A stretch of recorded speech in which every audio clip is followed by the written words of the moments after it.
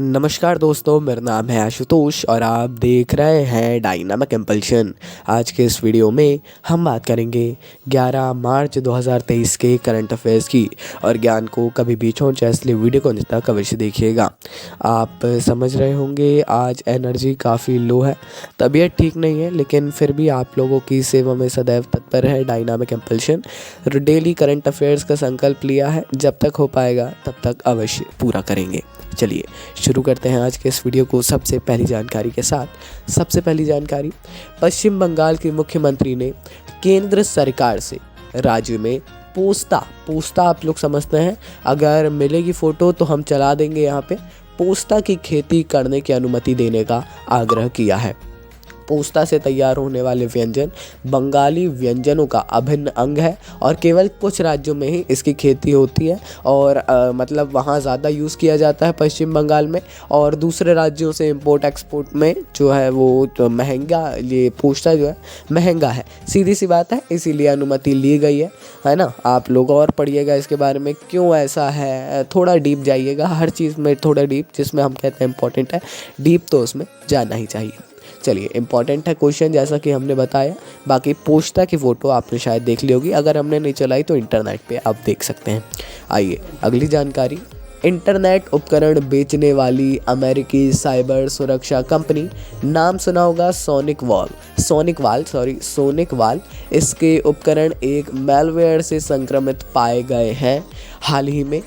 ये जो सोनिक वाल है, इसके उपकरणों को मैलवेयर से संक्रमित, मतलब जो मैलवेयर होता है वायरस, सीधी भाषा में वायरस होता है, उससे संक्रमित है। ये कोई ऐसा वायरस नहीं, आप लोग समझते होंगे टेक्नोलॉजी वाले वायरस की बात हो रही।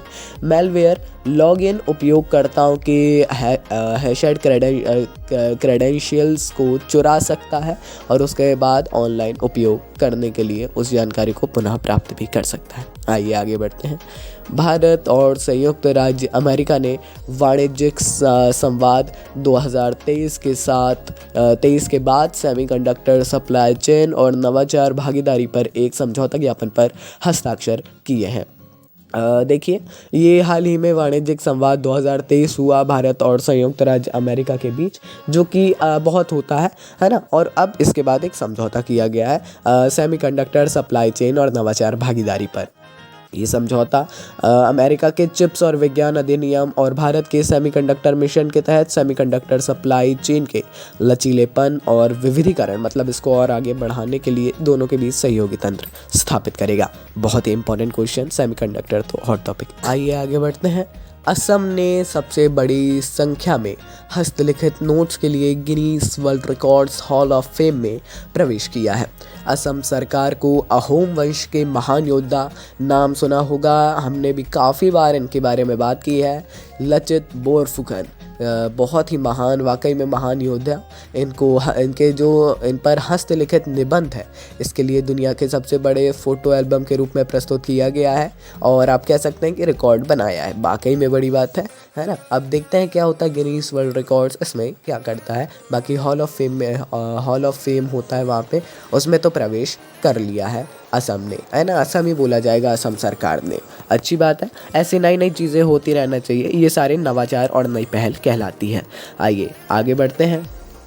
केंद्रीय आवासन और शहरी कार्य मंत्री हरदीप सिंह पुरी ने मार्च 2023 अर्थात हाल ही में विमेन आइकन लीडिंग स्वच्छता VINS विमेन आइकन लीडिंग स्वच्छता अवार्ड्स 2023 का शुभारंभ किया। स्वच्छोत्सव, ये 3 हफ्ते का एक सीरीज़ आप कह सकते हैं, श्रृंखला भी लॉन्च की थी इन्होंने। उसके साथ हम कल बता नहीं पाए, पुरस्कार भी मिलने वाला है, विंस इसका नाम है ना, फुल फॉर्म भी दिया गया है। पुरस्कार का उद्देश्य महिलाओं के नेतृत्व वाले संगठनों और व्यक्तिगत महिलाओं द्वारा शहरी स्वच्छता और अपशिष्ट प्रबंधन में प्रेरक और अनुकरणीय पहलों को पहचानना और उसका प्रसार करना है। अच्छी बात है ना। बाकी स्वच्छ भारत अभियान से जुड़ी सारी न्यूज़ इंपॉर्टेंट होती हैं।